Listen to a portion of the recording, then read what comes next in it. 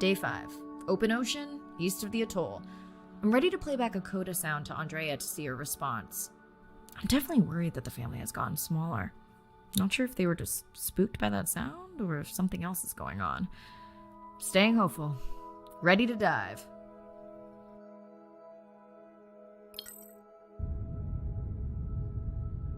I'm in and okay. I always feel like I'm swimming in place in the open ocean.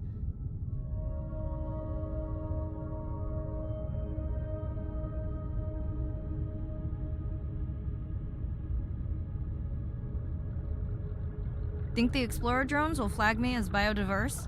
You're not what they're looking for. That's what everyone says.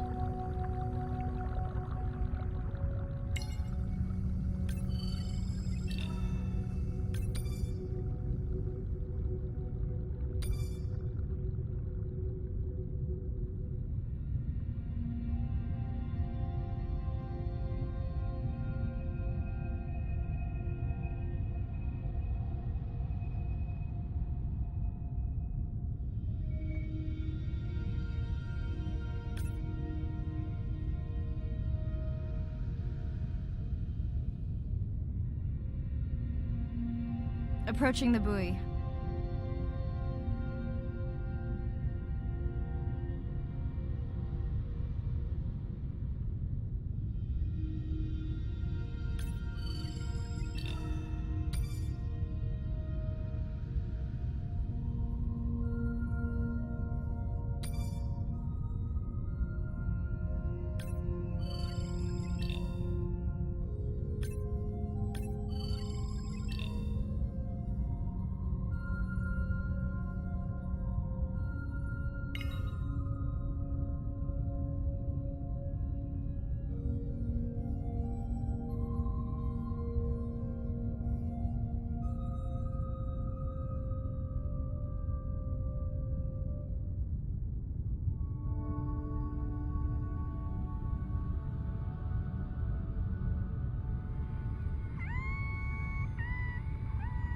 Hey, a newcomer.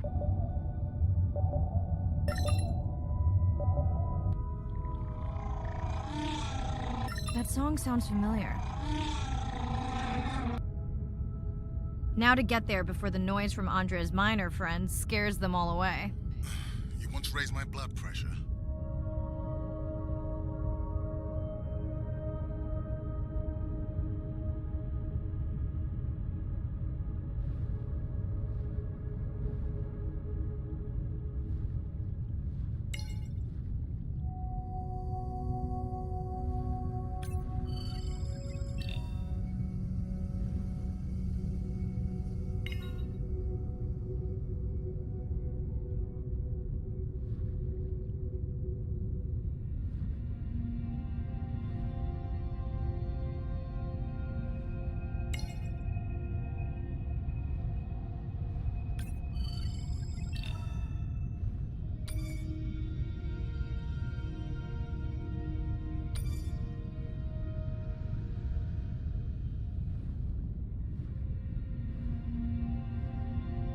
Andre, are you seeing this? Is that a leatherback turtle? I didn't think there were any left here. What happened? Egg poaching, and the nesting beaches got too warm. Biosample acquired. Do you think your turtles are making a comeback? Well, I wish I could be optimistic. It's just as likely our turtle is taking the long route home to somewhere else.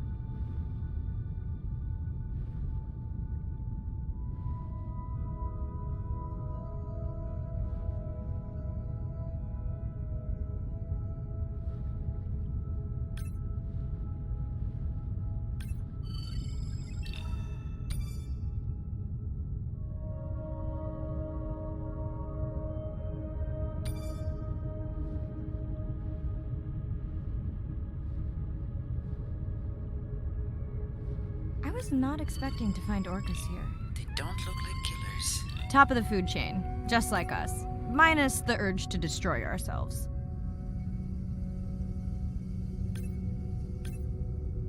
Has anyone been tracking them? I'm still waiting to see if there's a match.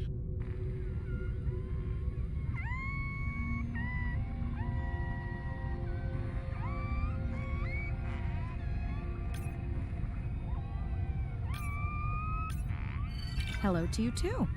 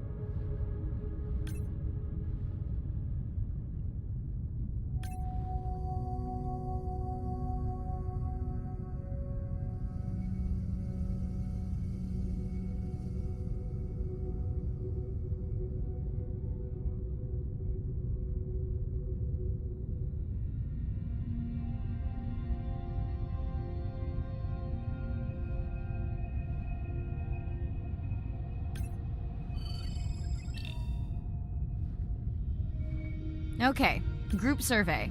New or a repeat?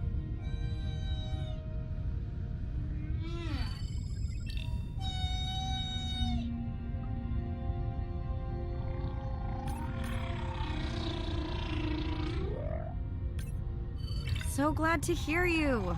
Those noisy neighbors silenced enough of your friends.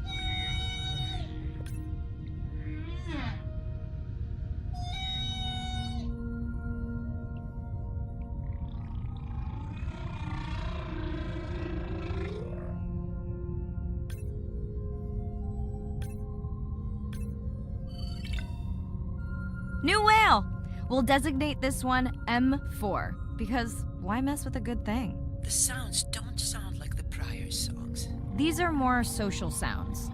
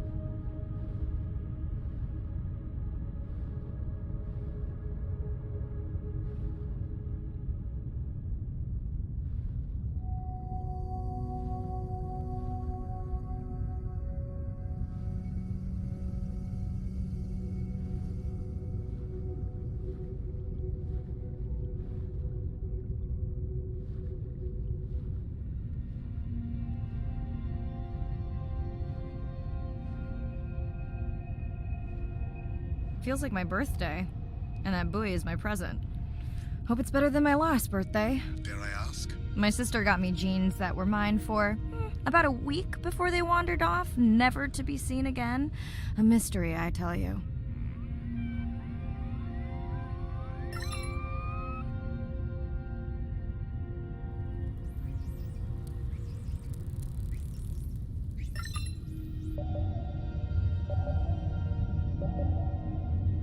Did you not charge any of these batteries before you put the sensor in? It's not a battery alarm, it's the drone.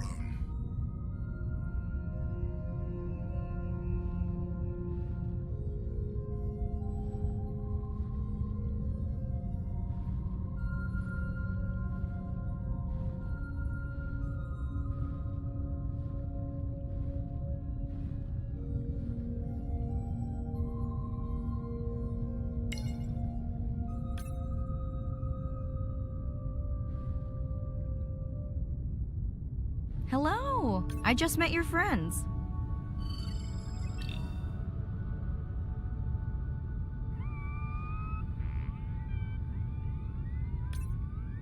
Pretty low weight.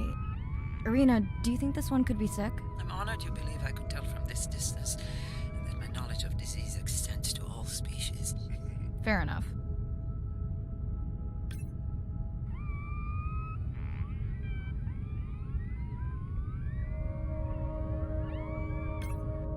Are we sure no one's tracking them? Nothing's turned up.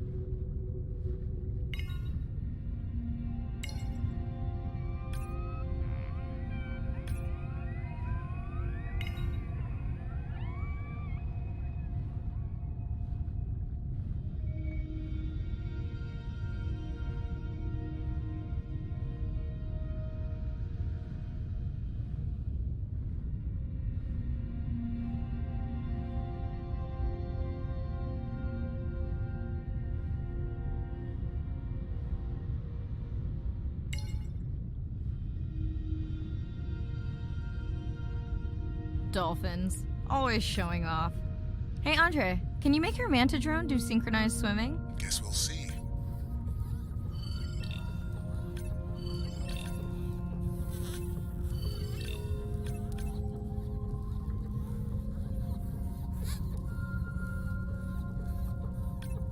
Let's log you in.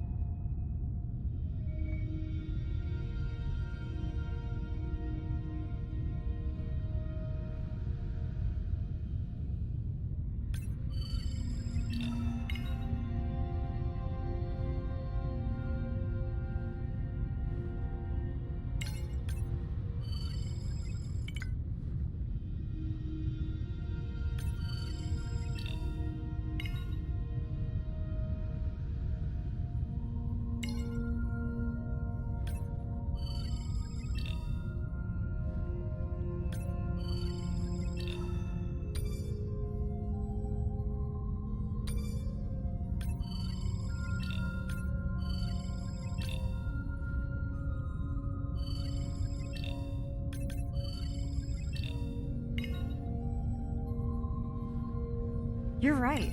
That is definitely not a dead battery. Unless we're using whale sharks as batteries now.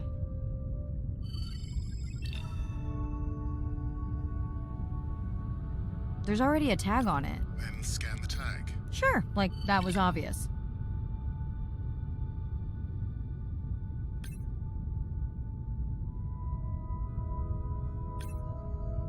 I'm leaving another tag. Much better than a dead battery.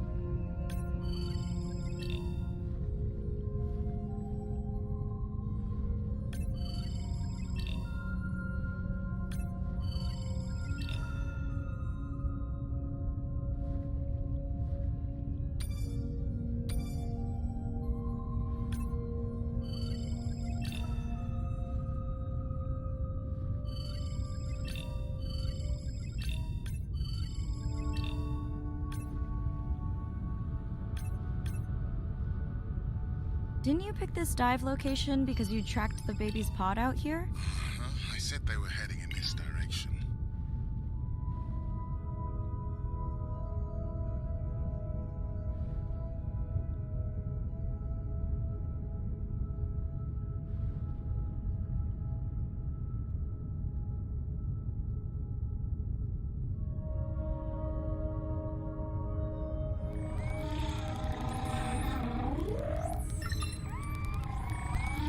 Andre, the buoy is glitching. I don't know what range you've set, but I think I'm hearing all the animals in the Pacific. Yeah. Too many sound signals for the software to keep up. I don't know what kind of party I'm crashing, but pretty sure I'm gonna love it. What is happening? It's a bait ball. Humpbacks? Orcas? Very unusual, but everyone's gotta eat. Are you safe down here? I'll try not to be mistaken for a fish.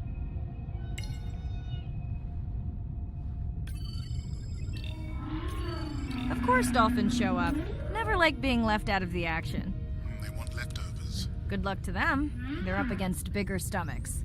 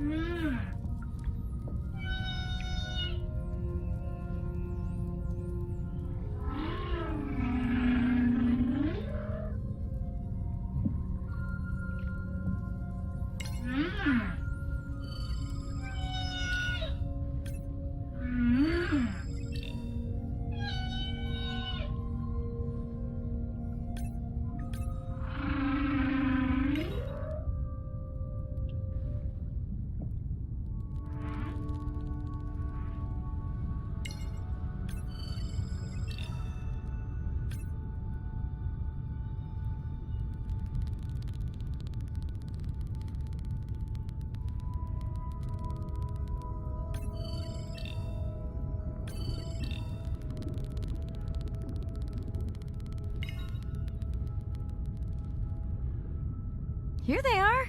You were right, Andre. I guess I didn't just swim across the Pacific for nothing.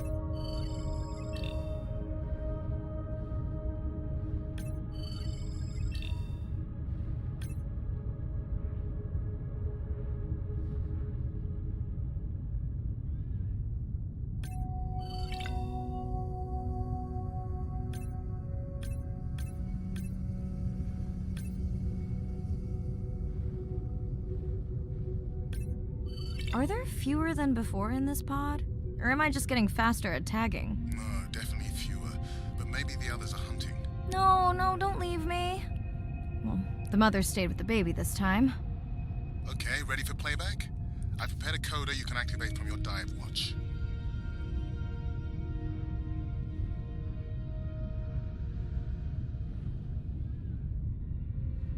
Okay, first attempt to speak whale. Hopefully I won't offend her.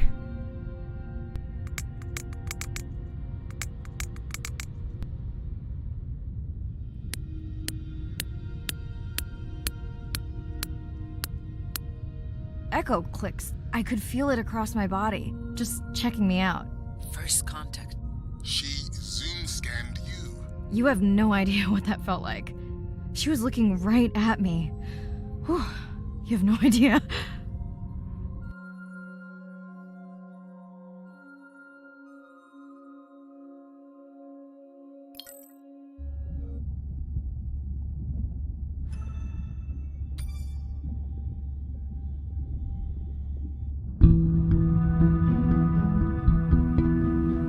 If people stayed on the shore, never got underwater, how would we ever know that fish like one another?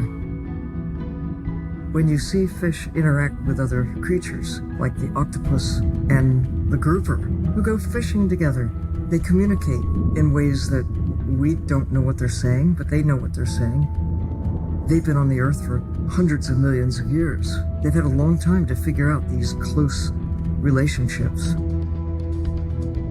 Sharks actually might prey on dolphins in a natural setting, but when they are presented with a bait ball, then they work together for this common goal to feed on the fish.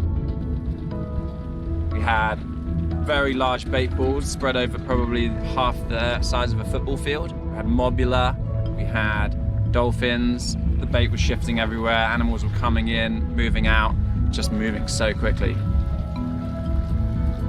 So we have some orcas around the bowl and also under. So everybody works together as a team, herding the fish. Males, female, everybody is doing this, and they will eventually share the stunned fish afterwards, which is pretty amazing to see. There is no competition, so everybody's working together and everybody is sharing the prey afterwards.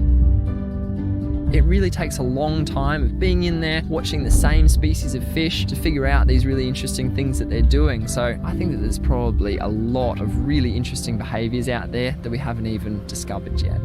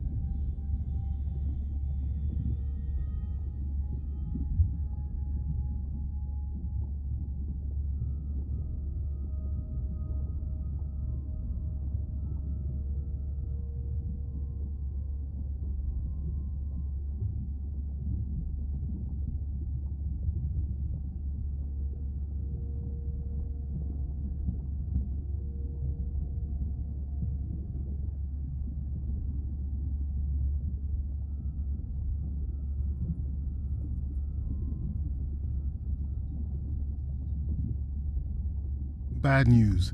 The drone we had tracking that intrusive noise, it's gone. Lost contact hours ago. I'll keep monitoring the hydrophones for that noise, but as of now, unless the drone resurfaces, that's all we've got. Hey, Mirai. I assume you've heard that Andrea lost a drone. Yeah, bad break. Did we get any usable data from the drone before it went missing? You'll have to ask Andrea. He hasn't given me an update. I think he's upset that I suggested we'd still have the drone if we used it for its original purpose. It's crazy that we only have one mapping drone. If this were a space mission, we would probably have 100. You sound a little frustrated. Is that with Andre or the drone situation? Both. Harsh. Andre really does have good intentions. I just wish he wasn't so cold with me, just because I turned my prior research into a successful biotech business. Not every company is evil. I know. Those miners have him agitated. It's nothing personal. Hopefully that's true. Was that a yawn? Did you get any sleep? Not really. Between the drone and staying up to chat with my daughter, I spent most of the night staring out of my cabin window at the moon. My grandmother loved to take me freediving in the moonlight. It was magical. It's like the whole ocean glows. Sounds like a fun grandmother. She was. Is. She's alive, but suffers from dementia. Sorry to hear that. Thanks. Nana moved in with us after our mom died. I was 12. Ren was 4. Are you and your sister close? Most of the time. It's complex right now, but yeah, definitely. Where is your daughter? She's at university in the UK. What is she studying? Pre-med. But she also has a passion for music.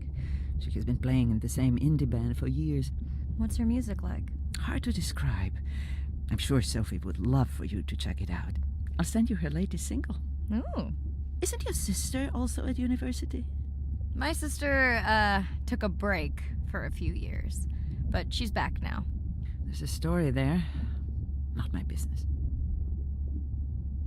She's had to deal with tough stuff. We both have. I just seem to have an easier time adjusting. Does she want your help? I don't think she wants her stuff to get in the way of my success. You sound like me talking about my daughter. Yeah, complex. People are messy. That's why I study whales. Speaking of which, I better get prepped for our next dive. Yeah. Catch you later. Yes, of course.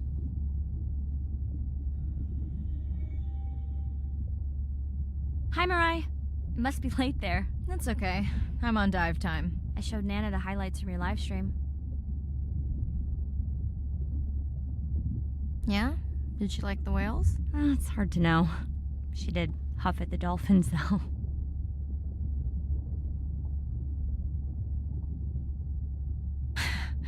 She used to read you that story every night. Yeah, you've told me that, but I don't really remember. Are you doing okay with her? Kind of. You do this better. Did you want to talk about next semester? When you get back. It's complex. You know, I can look at coming back earlier. That's crazy talk. Go speak to your whales. Gonna try. Catch you later.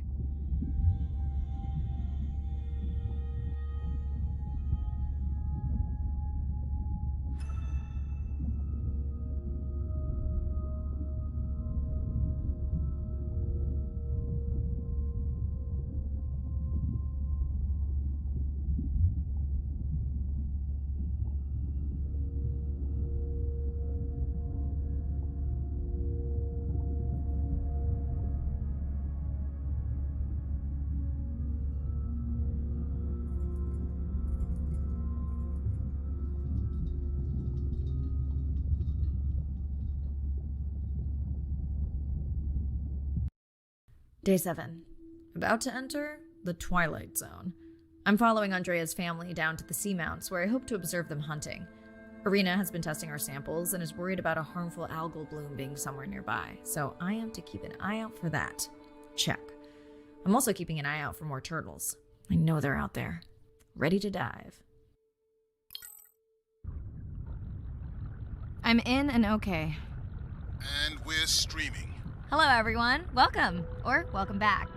I'm diving near a seamount region, also known as the Twilight Zone, because it is just beyond reach of the sun.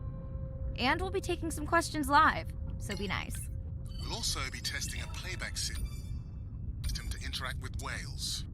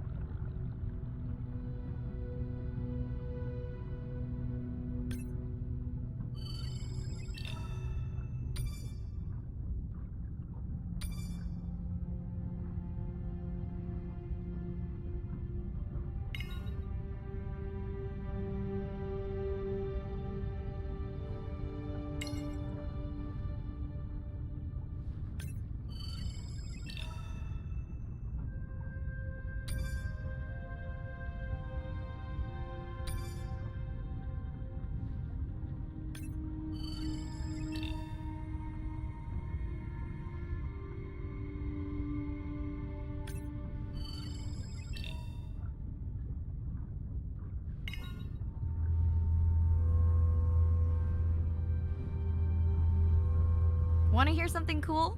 So do I. I'm hoping that buoy can send a little message to our humpback friends. That's right. Andre is going to serenade some humpbacks. Well, not me, but using a song I generated from other recordings.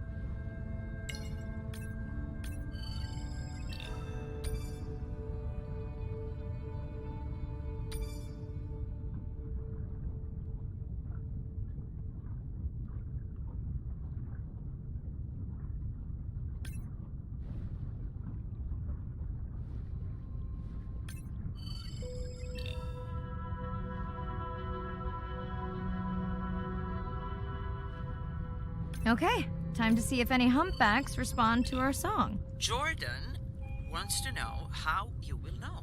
Great question. If we have recorded him before, we'll see if the influence of our song affected his. Scientists believe whales from one region can influence the song of whales from another when they mix.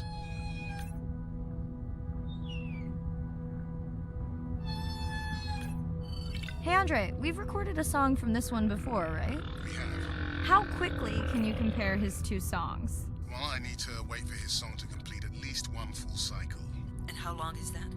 20 minutes, maybe more. Wow, that's a long, slow ballad.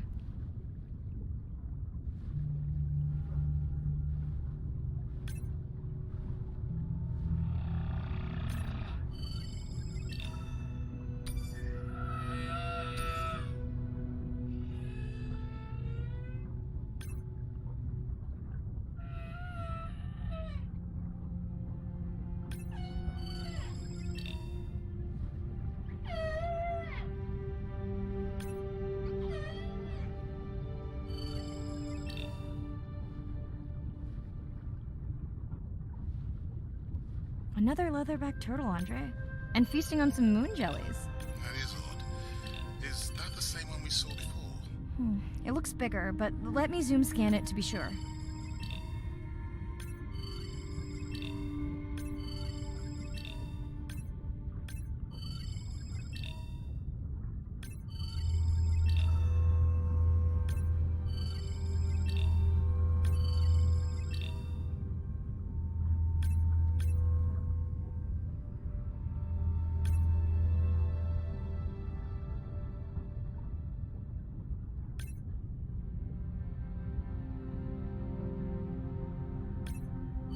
We can run the sample in the lab, but I am sure this is a different one. Do they typically travel together? Wouldn't it be surprising to find two this far off course? Yes, it would be. And yet, here they are. Welcome back, turtles. Enjoy your beautiful moon jellies. Moon jellies are beautiful. There is a decent chance this jelly will regenerate itself. Do tell. In fact, a few species of jellyfish are technically immortal. They can revert from being full-grown to their younger state and essentially start their life cycle over. Thank you, Irina, who will make us all immortal one day.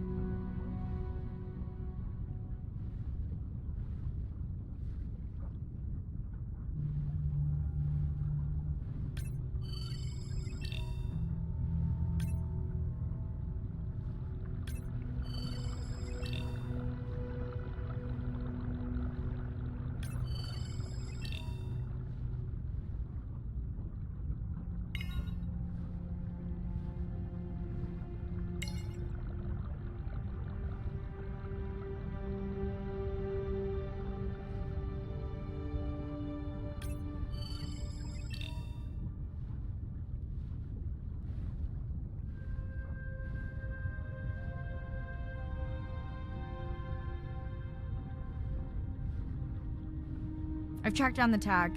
It's in a cave. I wonder how it got in here.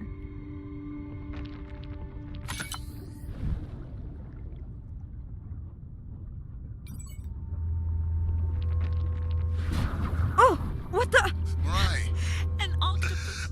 Are you okay? Other than getting inked in front of a live global audience? You know, you might want to get that off you. It will probably attract predators. Oh, wonderful.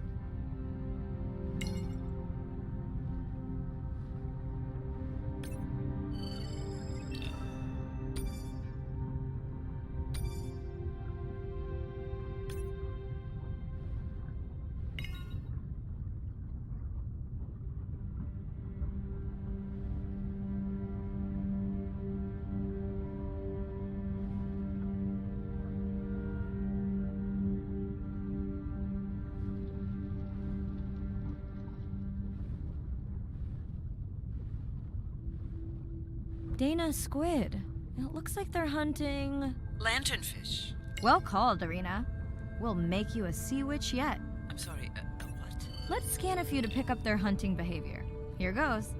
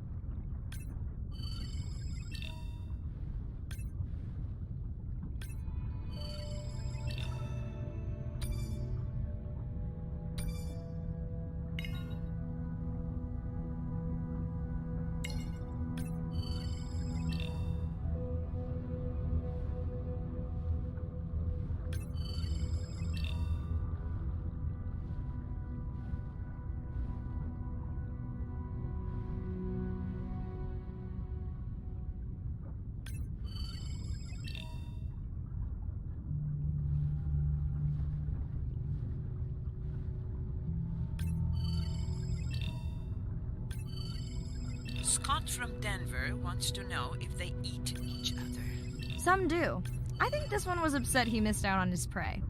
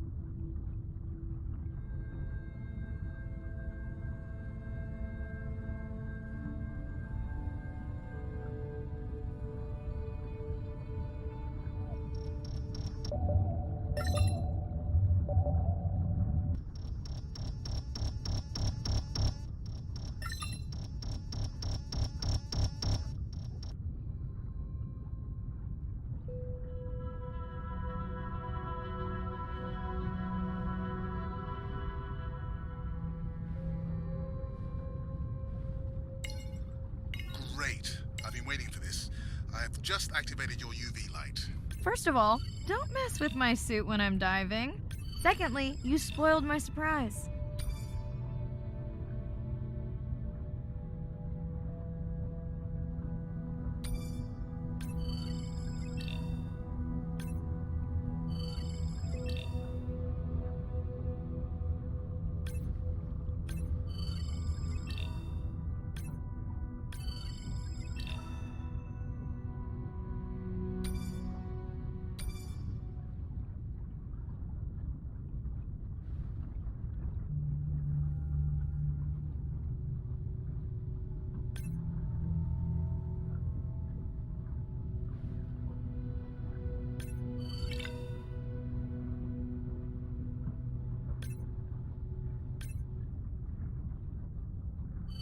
Swell sharks have developed biofluorescence to communicate with each other.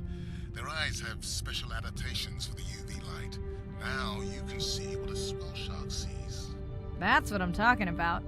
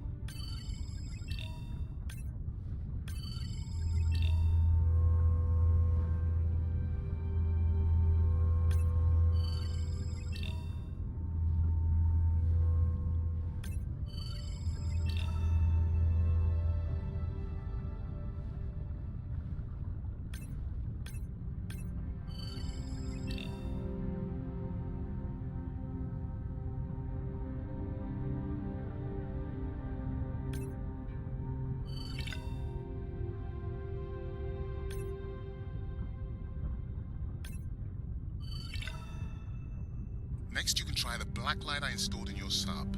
You did not. You did install it in your dorm room back in the day. Your wife showed me pictures. Well, uni was a good time.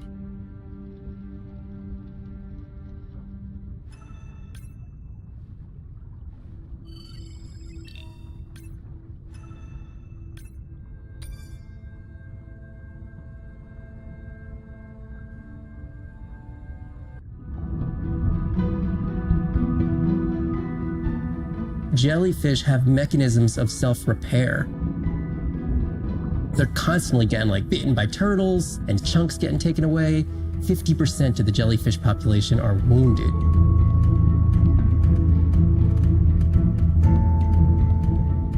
So they've gone through 500 million years living, persisting in the ocean in simplicity, and they've come up with some remarkable ways of living. There's something called the Immortal Jellyfish and how they age, aging in reverse, which we're just beginning to understand, where they get old and then degenerate back into a youth again. In understanding the gene pathways and how this happens, this could look at, humans. We don't have this capacity to age in reverse. It's like Benjamin Button, and it's here. And it just takes the kind of focus and dedication to look at that jellyfish and to grow that jellyfish and to figure out how to use the best available scientific tools to get at this question. It's just about kind of looking super deeply and letting the secrets unfold.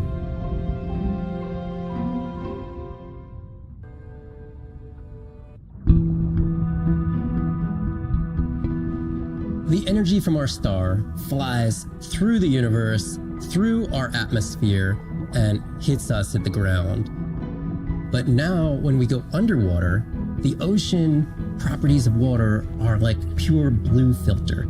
So it's going to filter out all these other wavelengths except blue. As you go down further, it's primarily blue, blue, blue till 700 meters. And at that level, there's still faint photons of sunlight in the blue range. And we call this the Twilight Zone. And there, animals are still perceiving a tiny little bit of our sun's energy. Below this, it's gone. 24/7 darkness. And it turns out that there's a ton of color vision down in the deep. So it's like they're making enough light down there to be able to be satisfying all the eyes of the deep sea creatures. So it's not this totally dark world down there. It's still light. It's just the animals are making the light rather than the sun. We've designed all this technology to kind of satisfy our visual hardware. As I started looking at other animals, they have totally different hardware. And I've been looking at everything through these silly little primate eyes. We have to overcome our humanness to jump behind the world of a shark or another creature and see the world from their perspective.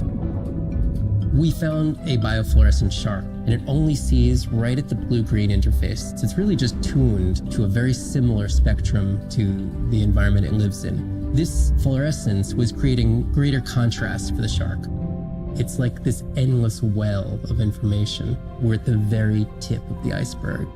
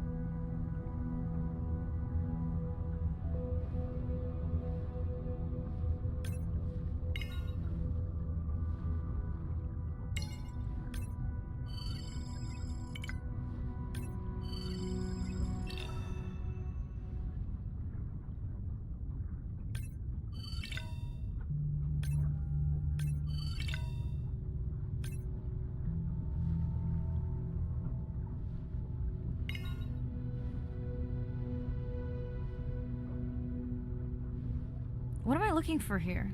Oh, one of our sperm whale tags must have fallen off. Andre, you really need better glue for these. I don't use glue.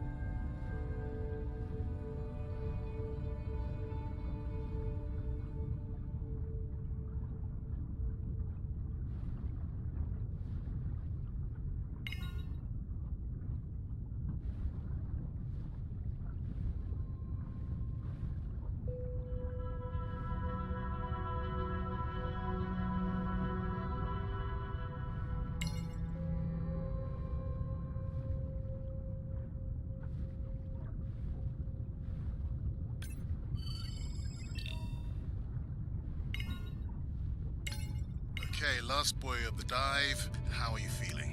Chances of suit holding out until the end of the dive? Good.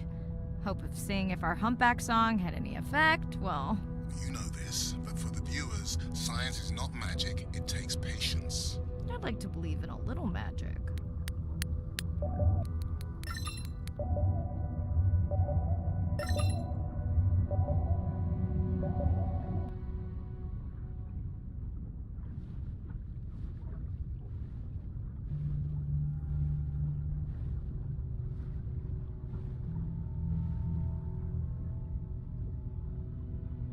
Sperm whale. I think it's...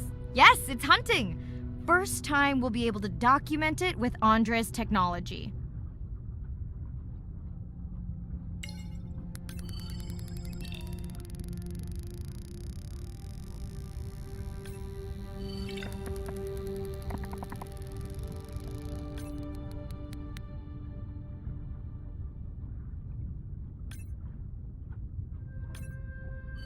Come on, come on. And then the buzz. I got it! Raj from Mumbai wants to know, what's the buzz? I think he was making a joke. Got it. But what is the buzz? How is it used? We're not entirely sure, but definitely associated with being close to prey. This is just a warm-up. The real fun will come in the deep.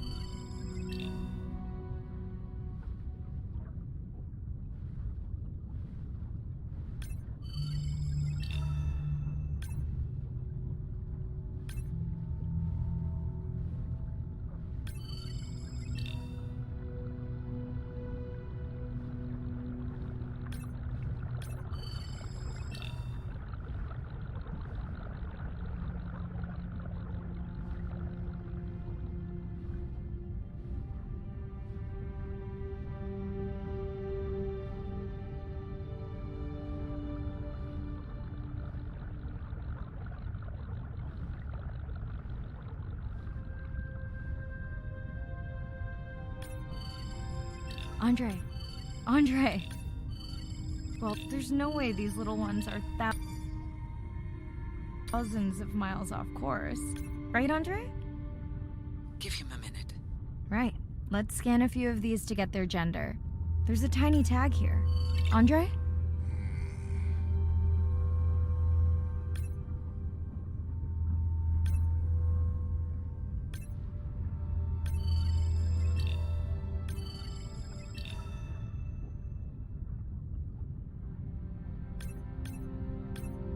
Chen from Shanghai wants to know why you care about their gender.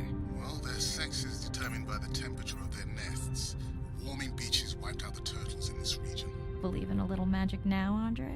I may just start, but let me check on that tag first.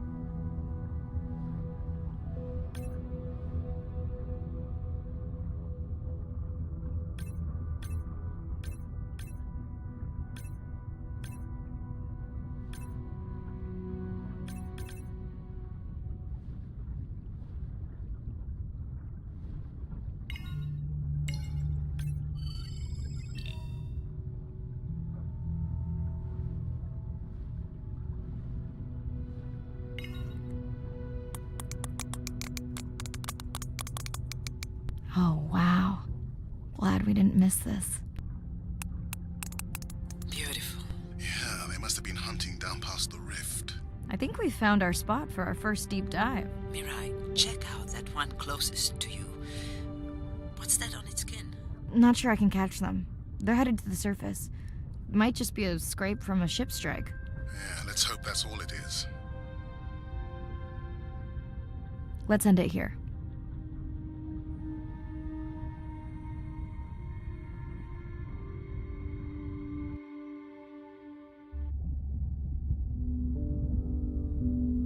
I know it seems like Andre worries about everything,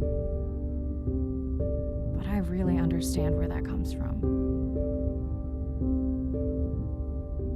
Everyone's seen the pictures, but I can tell you it was really tough to be doing hands-on work when we were losing entire species. For me, it was the whales, but for Andre, it was the turtles. I stayed to help him. Several of the other scientists did as well. By then, only Andre's protected nests were the ones producing turtles in the region. We all figured that the population was going to collapse, and eventually it did.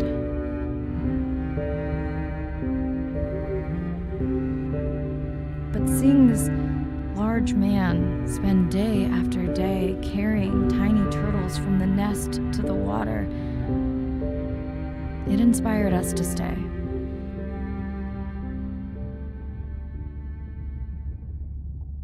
Coming back now, it feels like another world. Andre is not an angry man, Irina. He's just a man who gets angry when he sees people say it's too hard, or that they don't care at all. Yeah.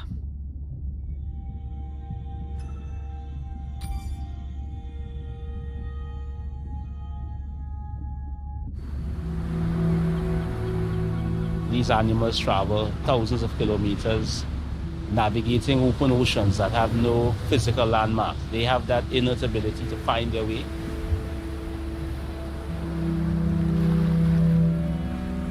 They're only sharing our beach for a short point in time, but they need protection because man has brought an ancient species to near extinction. I got involved at a time when hostilities were very real. People came with guns and machetes to poach a turtle. We would protect these animals at all costs. Because on the high tides, when the tide comes up, this area here will be flooded, right? So when the sea turtle lays her egg, the nest requires a constant temperature. And if we recognize that this nest is in a real bad spot, we choose a spot further inland on the beach that's stable, and then we would evaluate if the eggs were able to hatch because of us moving them. And in both cases, we're always right. So as the villagers began to benefit from the tourism that turtle conservation was creating, they saw that the turtle was worth more to them alive than dead. The children really love sea turtles. We educate them, but we involve them. And by so doing, we get them to a level of interest where they want to become actively involved. When we first started this conservation work, we would encounter at the height of the nesting season 30, 40 turtles. Now we encounter over 500. That's significant. Some people argue, well, that's nature. Leave them. Why protect them? But remember, humans have to intervene sometimes to help nature keep existing.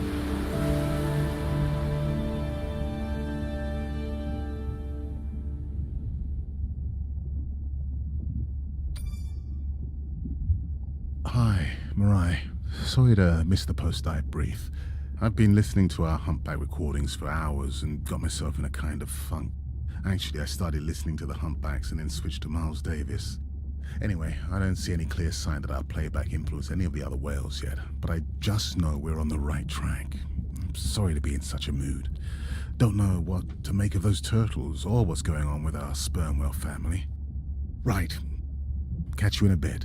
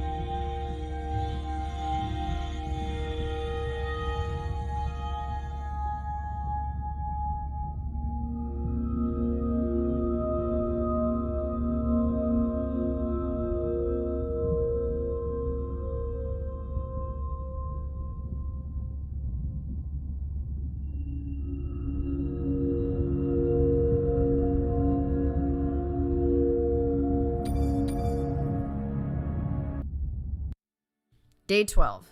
Spent the last 5 days on an endless series of depth tests of Andre's deep diving suit. Guess he doesn't want me to implode on the live stream. I do hope it's giant squid proof though. The mapping drone located a brine pool near where Andrea's family has been hunting. That is, before it went AWOL. Ready to dive. I'm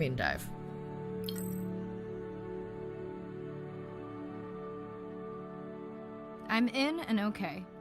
You sure I can't talk you into another test dive at this depth before we stream? Enough test dives. It's not like I'm doing a spacewalk. Well, with this suit you probably could.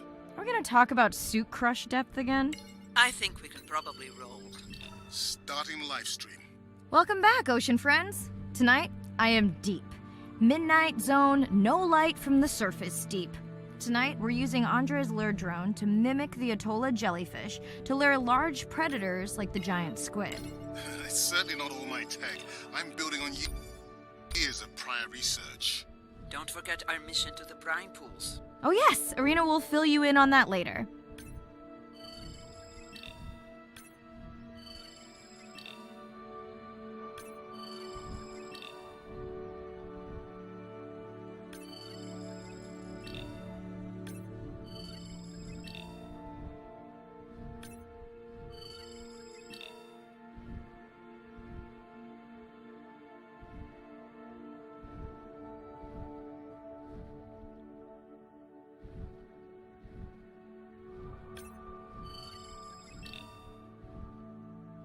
Okay, Andre, how do I find the lure drone? Look for blinking red lights.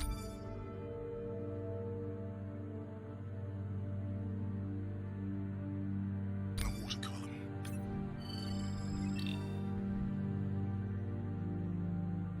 Okay,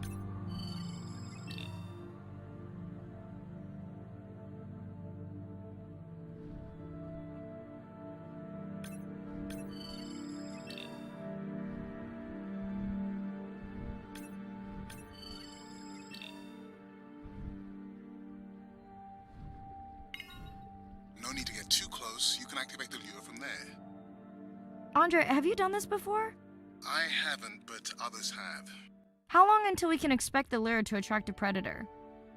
It's hard to say. It's a big ocean. But if you lose patience, I would find some real Atola jellyfish. I have a feedback system set up to improve the lure as you scan them. Of course you do. For those watching, we will be scanning these Atola jellyfish to make sure Andre's lure matches the real thing. It does, but it can always be refined. Not much confidence in humanity, but plenty in himself.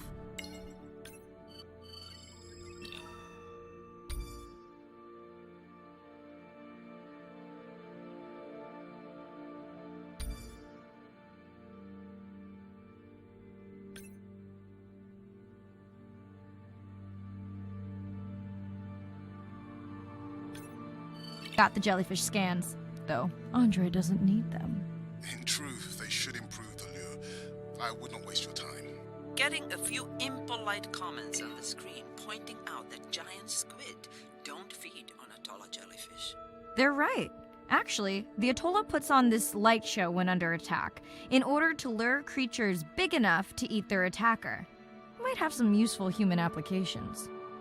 I think we need more Atola scans to improve the lure.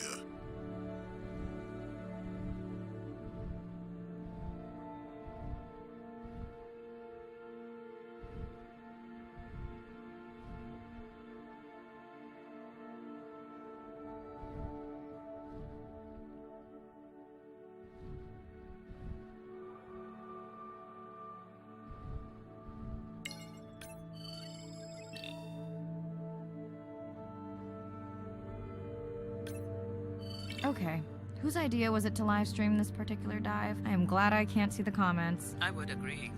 My grandmother did the same for times like this. I'm not going to try my grandmother's accent on a live stream, but loosely translated, it means if you get bored waiting for a giant squid, you can always go to a brine pool.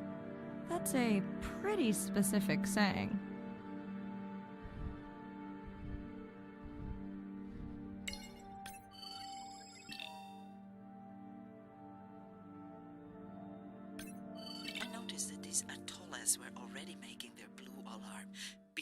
Swam close. Most likely a sign that they have detected predators in the region that threaten them.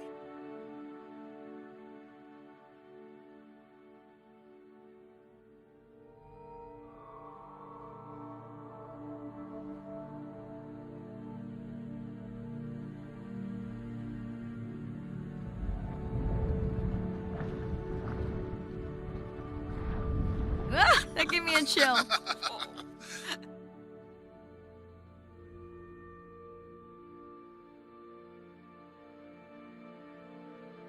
I know how much you enjoyed that, but do you mind if we check out the brine pool before we check on our whale cam? If you insist. You got what you wanted. This is my giant squid. Is that another one of your grandmother's sayings? No, but she often used this one. Hurry up and collect my specimens for me. What an expressive language. It's no giant squid, but I promise you, you won't have to wait to find it.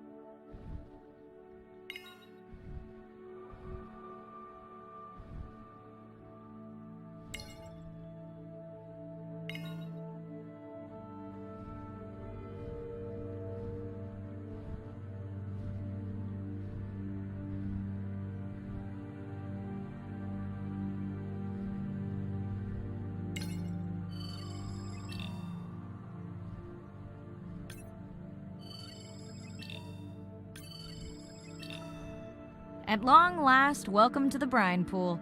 I know it's really a salt lake under the ocean, but it looks more like a witch's brew. I have been teasing Arena, but a brine pool is a diverse microenvironment within the ocean.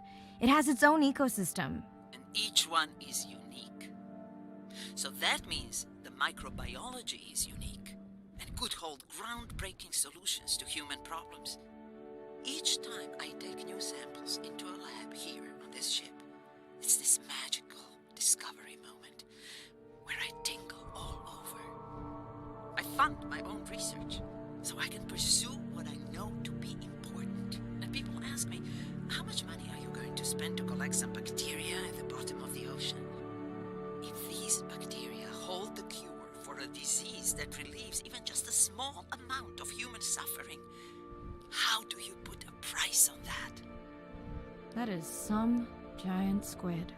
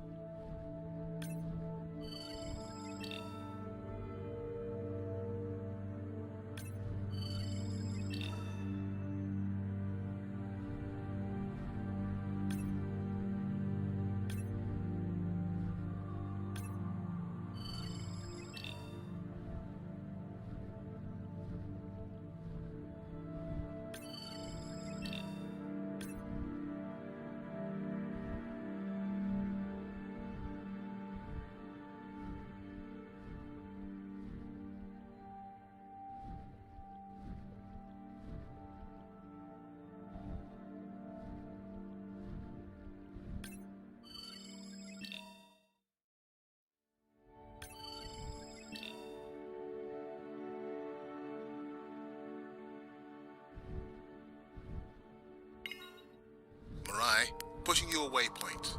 Sperm whales are back on the hunt. Look for the drones. They will seek out the sound of the sperm whales and then idle nearby. We hope that today, Andrea's tech will make it possible to document how a sperm whale hunts the giant squid.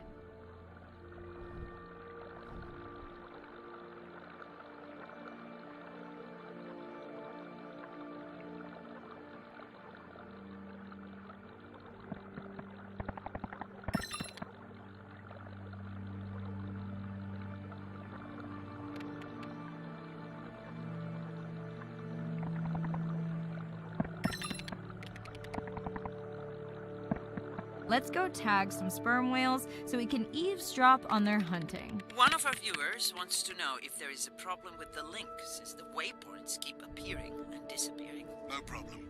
The drones are in stealth mode, so they will only track the whales by sound. I better swim fast.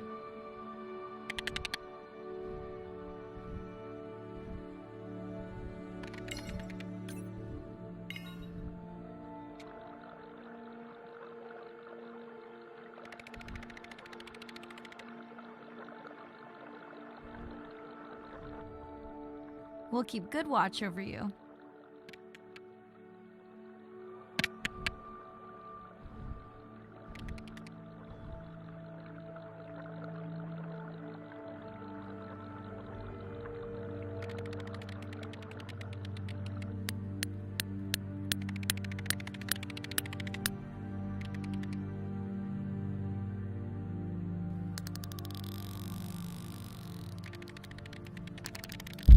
Whoa!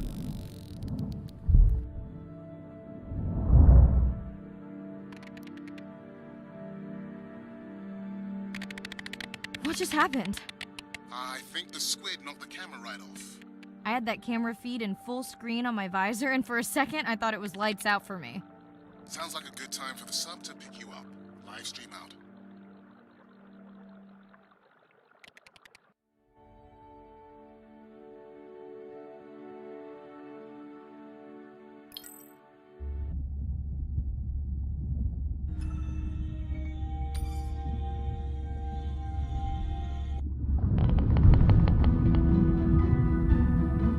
Sound to whales is everything. It's their hands. These are animals with the biggest brain on Earth and the most powerful sonic apparatus.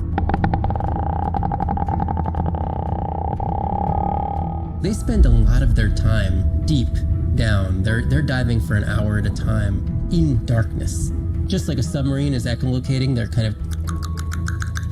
they ping a signal out and then they wait for that signal to bounce off something and come back as the signal. And from that information, they could get an idea of what's there. They constantly click, and that click sometimes can be really loud, and you can feel it in your body. It's like going to a DJ and feeling that bass. Once I had an experience with a sperm whale. It clicked, my ears almost like bounced back. It's really an amazing feeling, you know. You don't develop a huge, complicated brain if you're not using it. Whales have little channels of communicating where they could talk to each other hundreds of kilometers away using sound. Sperm whales make clicks in sort of rhythmic patterns that we call codas.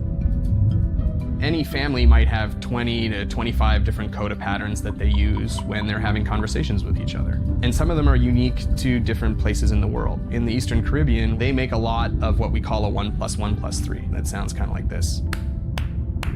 And that's only ever been recorded in the Caribbean. And it's been identical for the last 35 years.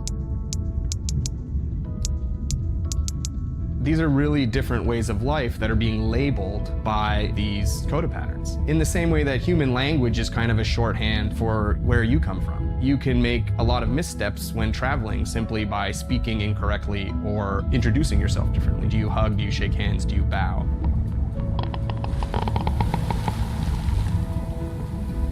And a growing concern has to do with the noise that we're putting into the ocean. Everything we do impacts everything they're doing. The sound is causing high levels of stress in animals like this. No one wants to live at a rock concert. You can imagine trying to have your home inside an arena while some metal band is playing. And that's increasingly what the ocean feels like.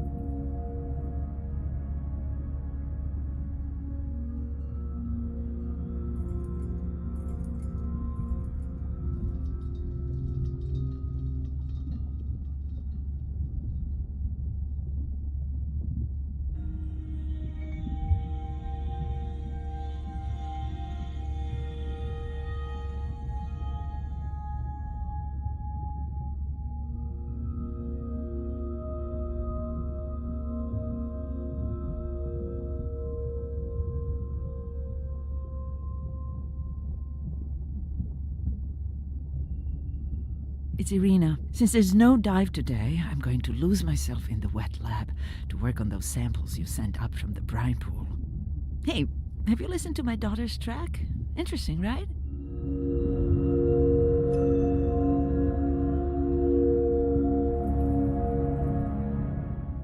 Mirai, remember the tag we found on the turtles? I put it out on the network and I got the strangest message back. I'm going to take a tender to a small island nearby and check it out. I'll explain everything later. Still no mapping drone, by the way.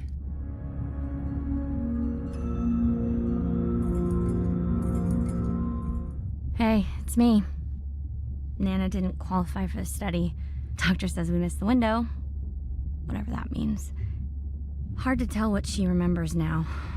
It's tough. Not sure my head's 100% there with school. Honestly, seems like a waste of money. Anyway, see you.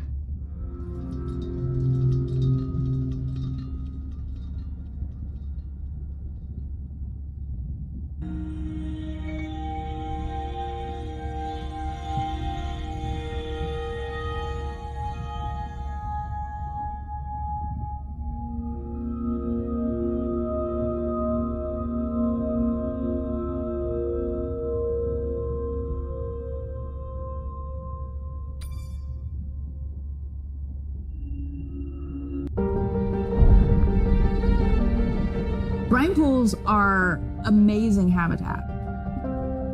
It's a lake on the bottom of the ocean. And it's this surreal seascape. Chemically, each one of them is unique. These brines undoubtedly contain bacteria, archaea, and viruses that are unknown to science. We know that they're incredibly rich in undescribed life forms. They have the perfect cocktail, the perfect recipe for life. These sites aren't just salty, they can be violent, characterized by eruptions and incredibly unstable conditions. So to live in them, you have to not only be hardy, but you have to be able to endure constantly changing conditions because not one day is the same.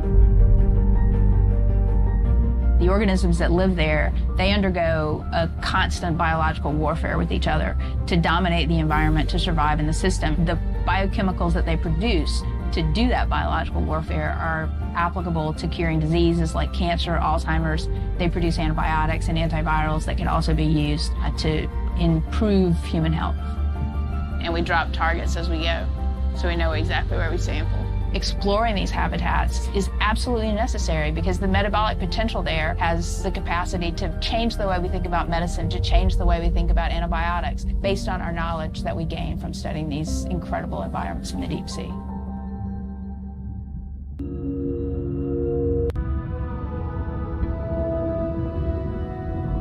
Imagine if I was sent in to go study the Mona Lisa and I come in with a pair of snippers and I'm like, I'm gonna need to cut this baby up a little bit to see what kind of chemical composition is going on there. Like, you wouldn't do that, right? We don't have to kill these animals. We don't have to kill to understand.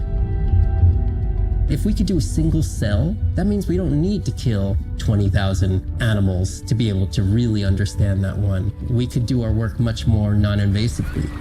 So we are working this year on a new project to deploy tags on orcas. We need to learn more about the diet and how they use the habitat. So by deploying those tags, we get the information we need. It is the least invasive method. It is suction cups. So it is not a scratch on the whale afterwards, which is something we really like. In the deep sea, we use these like robotic claws from the oil and gas industry that gets you the sample, but this is so archaic. So we've been designing something called squishy robot fingers, which are ways to be gentle when we study the deep sea.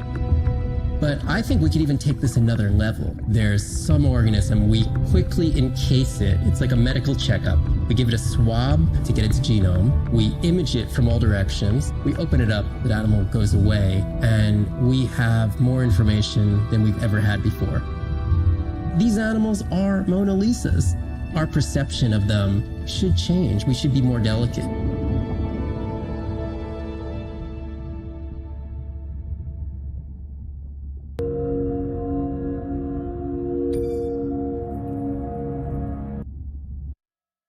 Day 13. We're in the vents region without a map because of the lost drone.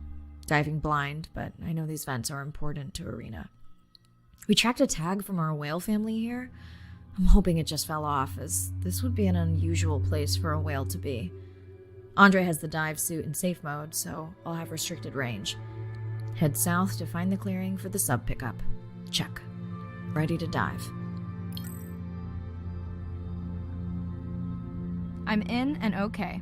Remember, no buoys and no waypoints. I put a simple version of the mapping system on your Manta drone. Now, we won't get your feed live, so we'll hear you, but won't see what you see. I really wish we hadn't lost that mapping drone. Relax. You know I've got this. Of course, but we'll keep unnecessary chatter to a minimum to help you focus. Roger that. No chit-chat. Singing's okay, though, right?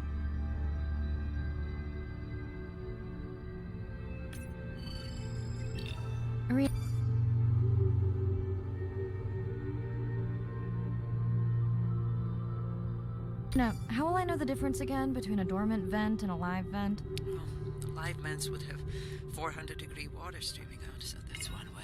Check. Wide berth on the live hydrothermal vents. Sorry, I thought my mic was muted. This is a dormant field. No live vents.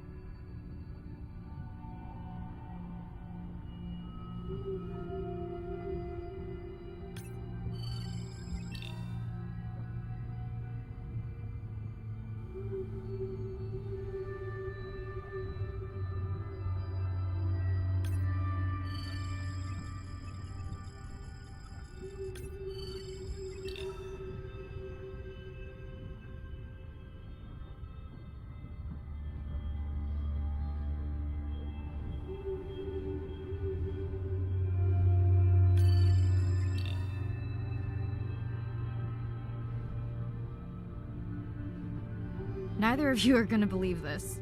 I think I found the mapping drone. Really? No way. Can you scan it to make sure? Scan confirms. I thought you programmed it to track the noise from the miners. I did. I definitely did. Maybe you never committed the change. You were pretty exhausted that night. Maybe.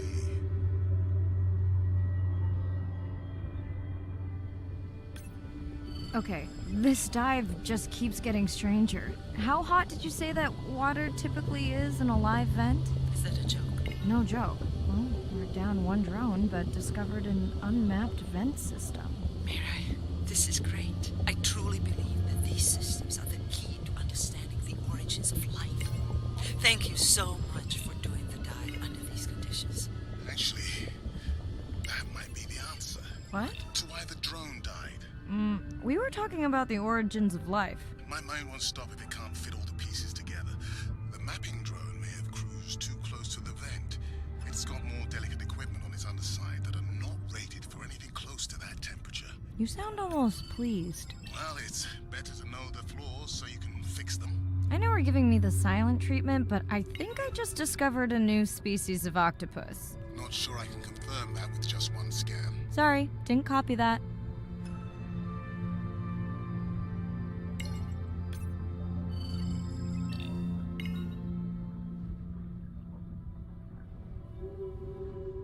Irina, did you expect volcanic activity here? Describe, please. Red, glowing.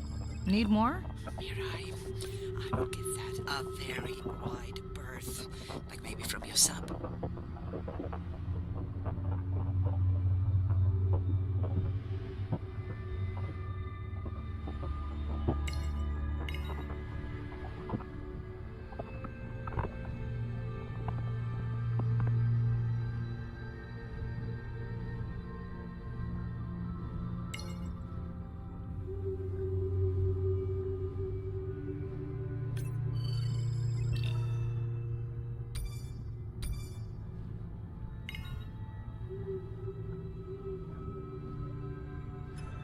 Are you kidding me? Describe, please. I can't. I mean, I don't want to.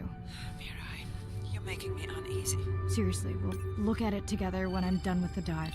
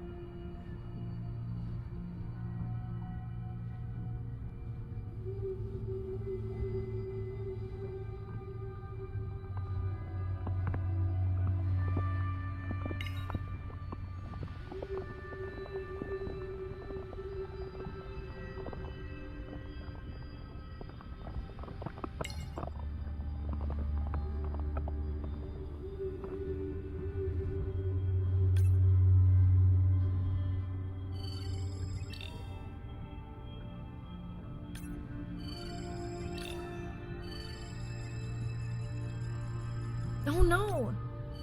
What happened to you? Were you sick? Are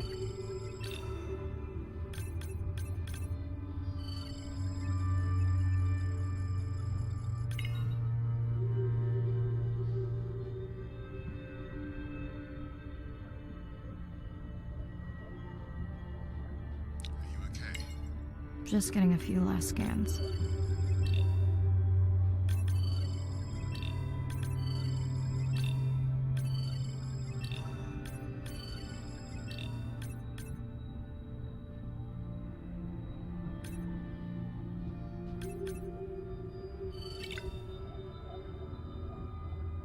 And and saying goodbye to a friend. Can you send the sub?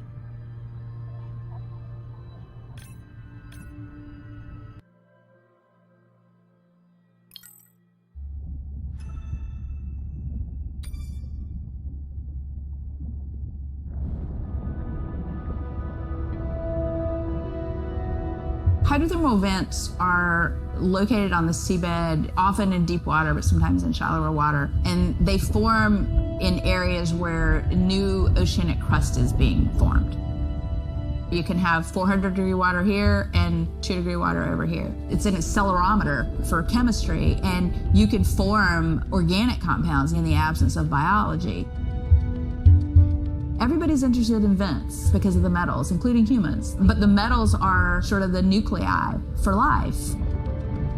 When you think about what's required for life, you've got to have an energy source, you've got to have a system that's able to utilize that energy source, and the organisms sort of co-evolve with the rock.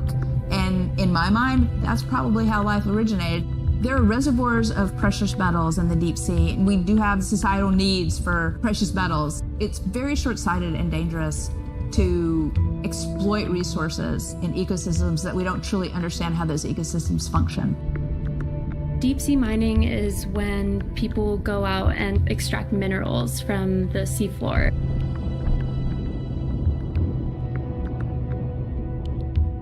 People do this because a lot of the minerals that we have on land are actually being depleted, like copper and zinc, so we're looking to the ocean to get those minerals. We want these minerals for solar panels primarily, and we want them for cell phone boards. It's necessary to advance society and get us off fossil fuels. We simply have no idea about the environmental consequences of a lot of these actions that we're taking in the deep sea. We have tended to go for the quick benefit and we'll deal with the consequences later. Well, I think that has caught up with us. We don't know enough right now to effectively, selectively mine the deep sea without catastrophic consequences. The science has always lagged behind the industrialization. I would like for once to see the science ahead of the industrialization and have the science define the limits of the industrialization.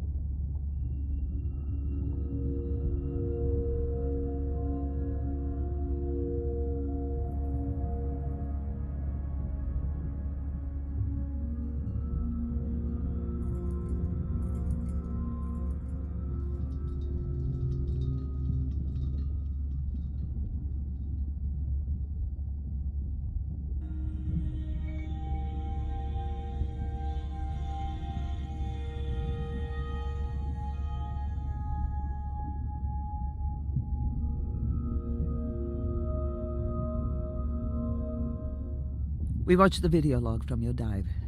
I'm truly heartsick. I'm furious. Where should we start? The whale fall was definitely from the baby's family. The tail fluke was intact enough to scan it. But you are sure it wasn't the mother? It wasn't the mother. The ID matched another whale we know from her family.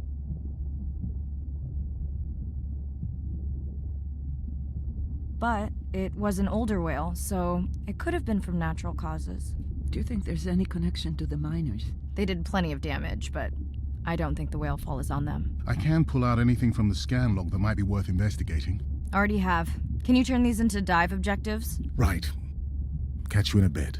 And while I do that, can you pull up the video of that damaged area? The destroyed vent. I couldn't believe how badly the seabed was chewed up. Vents that might have had a fossil record dating back over 1 billion years. And microbial life that doesn't exist anywhere else on the planet. Who knows what cures we've lost. Your drone's a fallen hero, Andre. I think it spooked the miners before they did more damage. If you hadn't been willing to dive without a map, we would never have confirmed they were actively mining. Who gets the satisfaction of turning them in? We were debating that before you came on.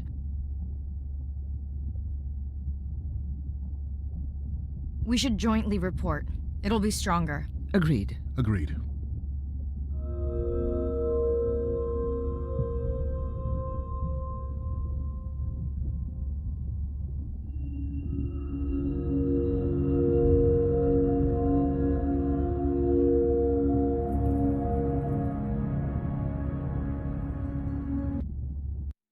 Day 14. Arena's analysis of the whale fall shows evidence of toxins from a harmful algal bloom. We have to find Andrea and her family and get biosamples. On a positive note, Andrea's side trip was a success. He found an amazing group of teens who have been nurturing the turtle population back to health. Running out of dive time, especially if I go home early. Ready to dive. I'm in and okay. This area looks so different at night. I used to love diving in the moonlight. The pod was active in this area as recently as an hour ago. When was the last tracking data for the baby or its mother? Days ago. But they could be with the pod right now and just not making any noise.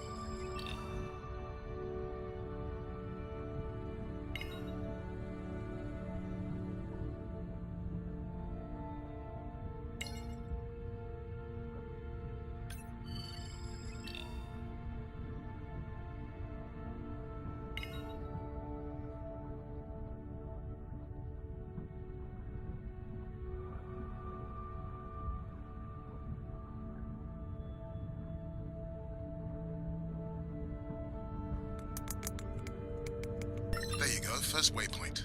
They'll load automatically from here on in. I have the Explorer drones patrolling to get as many eyes and ears looking for the pod as possible. Do I need the buoys? No, we'll use the hydrophones on the drones. They don't have the range or fidelity of the boys, but we need speed. Thanks. Mariah, you know that no chatter wall was just for the vent area, right? I'm sorry? I think he's pointing out that you seem distracted. Sorry. I'm back. Talk to me about something positive, Andre. Were you able to make contact with the teenagers you were telling me about? They've been helping the leatherback turtle population rebound here in the region. They've developed a nest cooling technology to help the baby turtles. They've also built their own tracking drones. Teens with tech. Sounds like you've inspired some citizen scientists, Andre.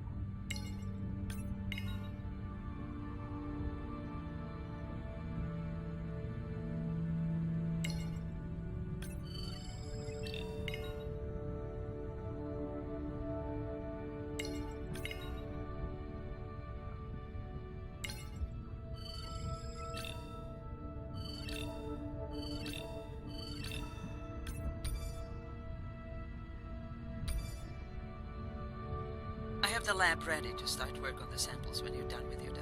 How quickly will you get results? We can do initial screens quickly to narrow things down.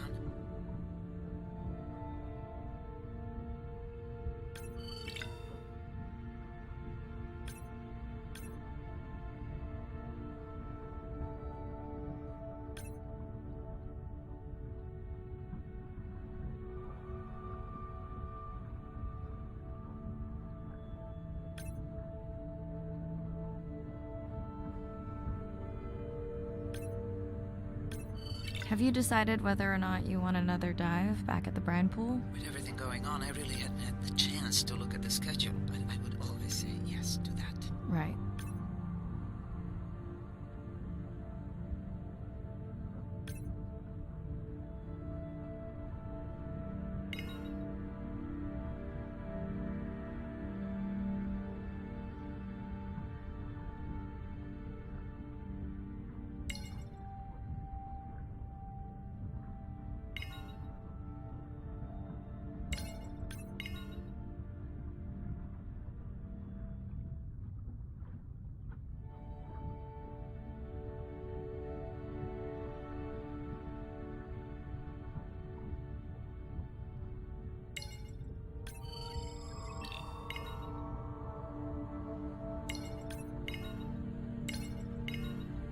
I don't remember having dolphins in the dive objectives. I added them because of their role in the disease that hit the dolphin population a few years back. Done. Andrea, have you picked up any tags from our pod? No, not yet. I'm going to widen the radius for the Explorer drones.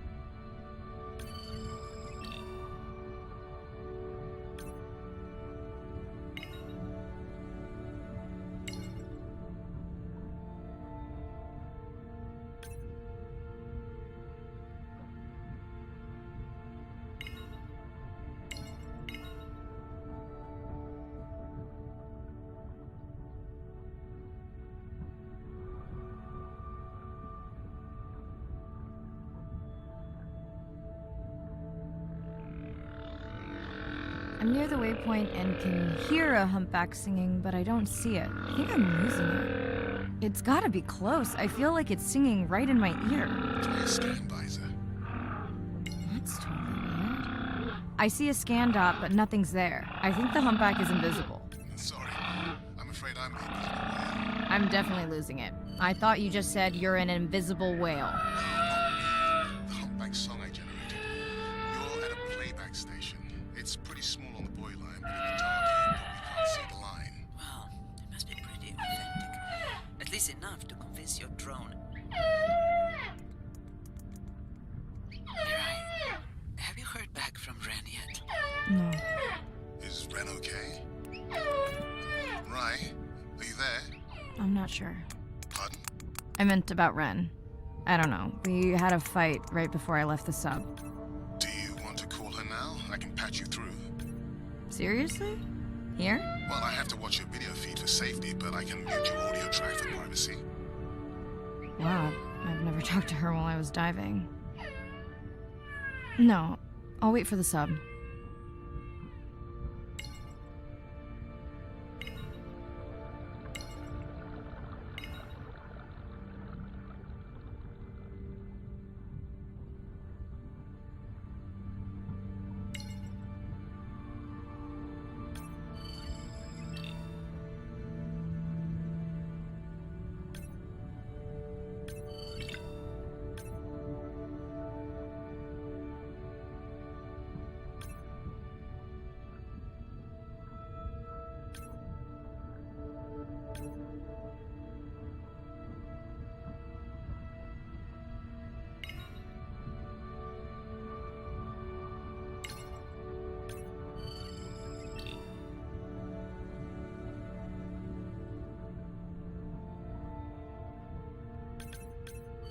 Okay, Mariah, you're on. The drone on the out of patrol just picked up several sperm whales on visual. Thanks. No sound alerts at all. They're being awfully quiet.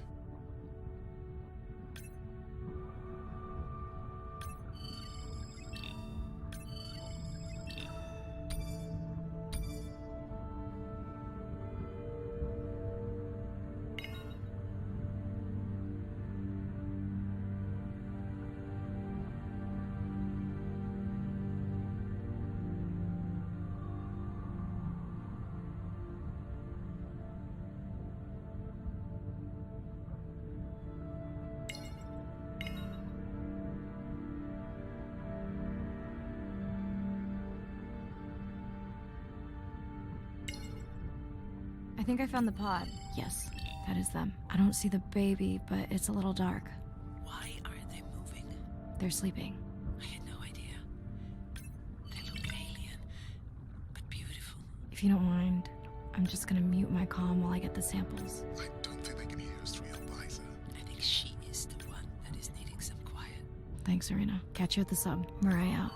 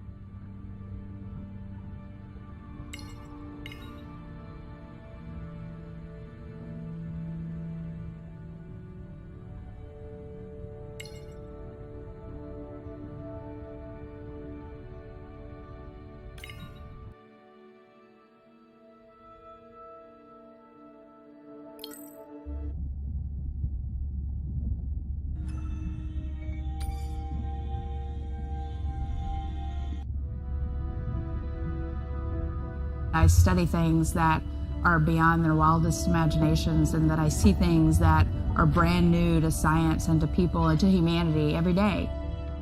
I'm at home in these kinds of environments. It's funny, I'm more comfortable here than I probably am on the outside. It wasn't just that I was meant to be out on ships. I was supposed to be in the bottom. I was supposed to be in the deep water. I was supposed to be doing those things that nobody had ever done before. It completes who I am.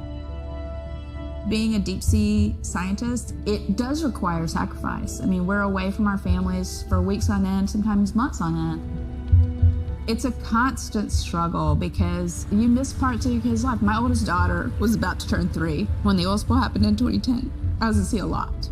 So between 27 months and 36 months, I was gone probably more than I was there. When I came home after a 5-week stint in the Gulf, she came running up to me in the airport.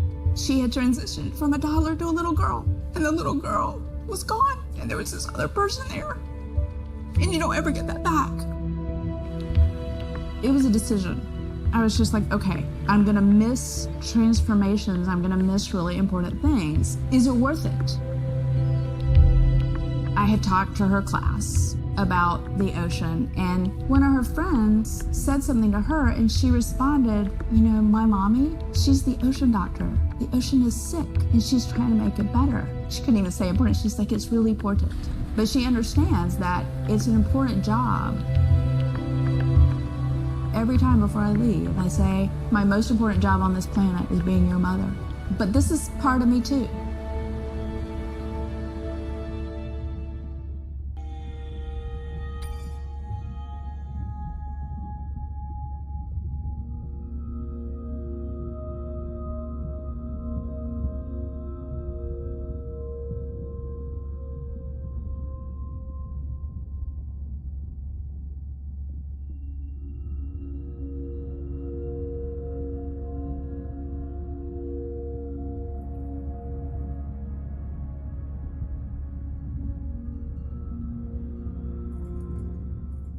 Hello? Is now a good time? You sound tired. Yeah, I'm a zombie. I had trouble sleeping.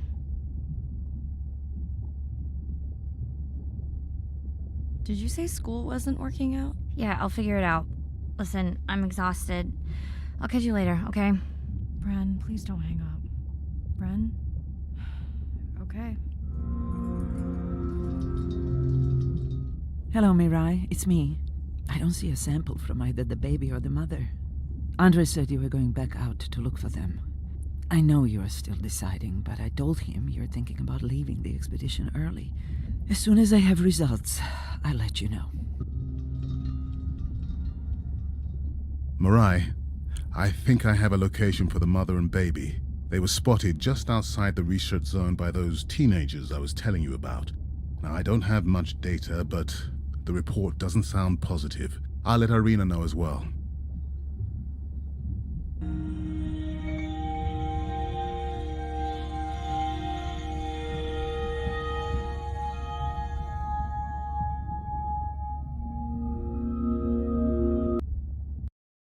Same night, last dive.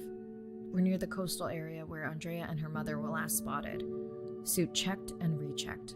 Can't risk any exposure in case the bloom hasn't completely resolved. Hard to swim after absorbing neurotoxin. Seriously. Diving now.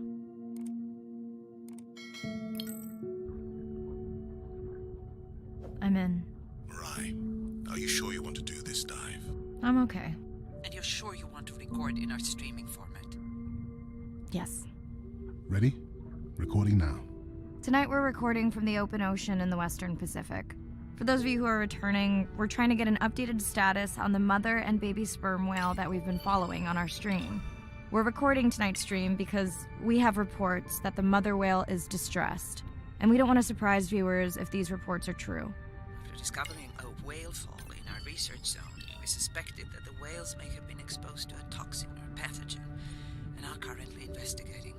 Samples from several females in the pod tested positive for a toxin that we believe resulted from exposure to a harmful algal bloom near the coastal area just outside our research zone.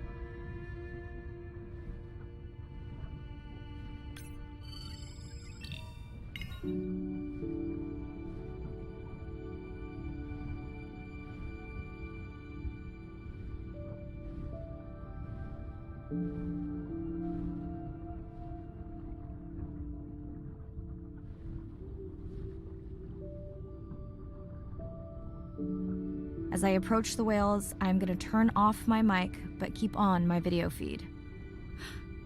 No.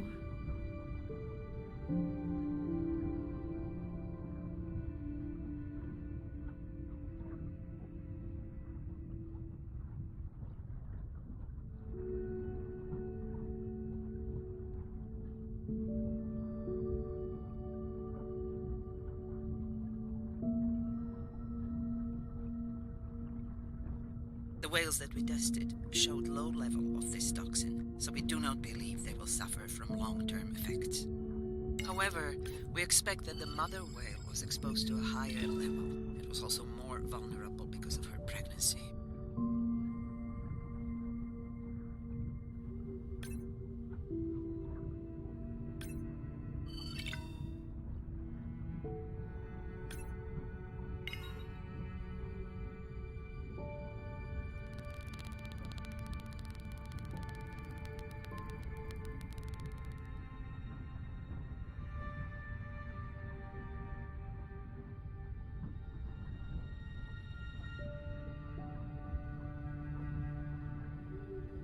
Andre, those orcas sure look like they're threatening the baby whale.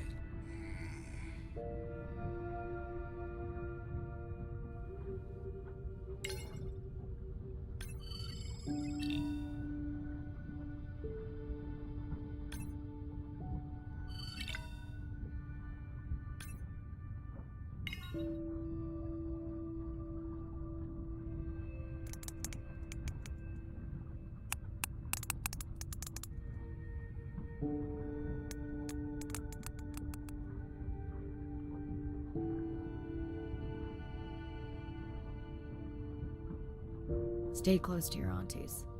They know the way.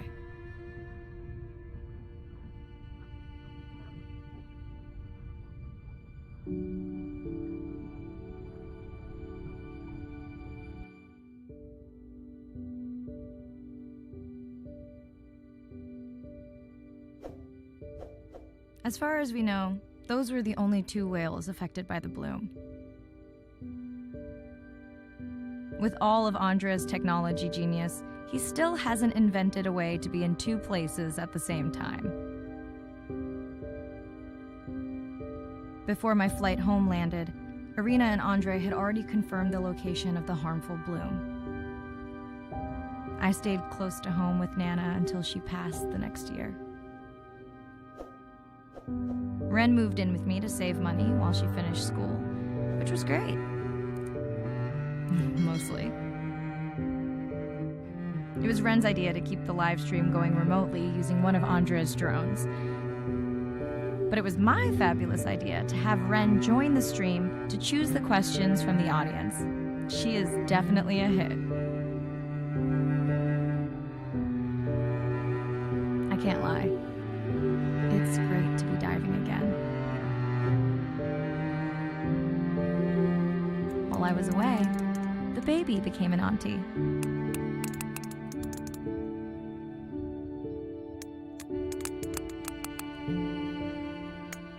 I think she likes it. She still buzzes me when I play my coda sounds, so that is still a mystery. But I swear, we understand each other completely.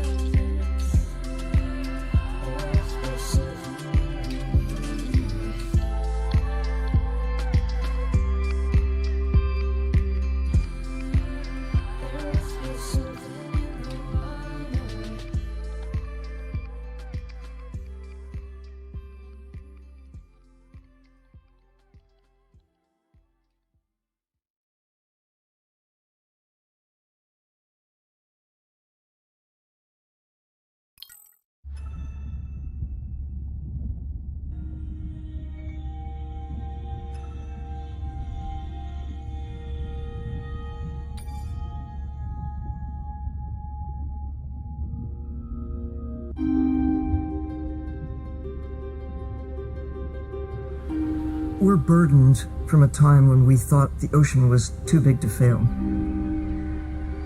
You can't take anything for granted. Even though the ocean is so big, it is sensitive. The oceans are the kidneys of the earth. They recycle material and filter it out. Most people don't know that. They're not aware. They see the ocean as a sewer that they can dump anything into, and it's out of sight, out of mind. Nothing is out of sight, out of mind on this planet. Everything is connected. We're absolutely in this mix of biogeochemistry, and our role so far has been consumptive and destructive. If we are to continue to have a planet that works, we have to heal the harm we've caused. What's the worst case scenario if we deny that the climate is changing, but actually it is, and we do nothing? Then billions of people's lives will be directly affected just by sea level rise alone, let alone the other effects of climate change. So it's not about who's right, it's about the consequences of being wrong in the decision that we make right now. Educating everybody, from school children, fishermen, tourists, if we can manage to do that, we have a very good future and we can gain a lot from the ocean. If we could establish the foundation for interspecies communication, we can make first contact. And that's where I hope the future goes. Because what we really want is curious, conscientious, and a self-correcting population. You changing can affect all the people around you. To walk instead of drive, to buy a hybrid, to ride a bicycle, to not use single-use plastic. Imagine if everybody did that. The effect would be tremendous. We do have the power of choice about what we eat, what we wear, how we travel, all the things that we do in an everyday way, times 7 billion, will make all the difference in the world. We must protect the ocean, as if our lives depend on it, because they do.